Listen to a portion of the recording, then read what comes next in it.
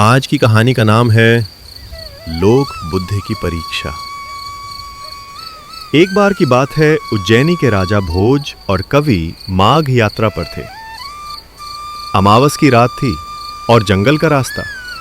वे दोनों रास्ता भटक गए। चलते चलते उन्हें दूर एक दीपक जलता हुआ दिखाई पड़ा। वे उस ओर बढ़ गए। दीपक के निकट पहुंचे तो देखा देहरी पर एक वृद्धा स्त्री बैठी है। माघ ने बूढ़ी स्त्री से पूछा, माता जी, ये रास्ता कहां जाता है? बूढ़ी स्त्री बोली, रास्ते को कहीं जाना था क्या? अभी तक तो कहीं गया नहीं, लेकिन ये बताओ तुम लोग कौन हो और इस अंधेरी रात में कहां भटक रहे हो?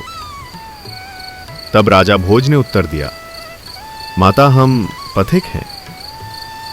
बूढ़ी स्त्री कुछ मुस्कुराकर बोली, पथिक तो संसार में दो ही हैं, पहला सूरज और दूसरा चंद्रमा। इन दोनों में से तो तुम कोई नहीं जान पड़ते। राजा भोज कुछ दुविधा में पड़ गए, फिर कुछ विचार कर बोले, हम मेहमान हैं। बूढ़ी स्त्री फिर हंसी और बोली, बेटा, मेहमान तो दो ही हैं, एक धन और दूसरा यौवन। अब की बार राजा भोज कुछ परेशान होकर बोले, मैं राजा हूं, अब तो रास्ता बताओ। पर बूढ़ी स्त्री फिर हंसकर बोली, तुम अब भी सत्य नहीं बोलते, क्योंकि राजा तो दो ही हैं, इंद्र और यम। क्या तुम इंद्र और यम हो? राजा भोज अब विचलित हो रहे थे।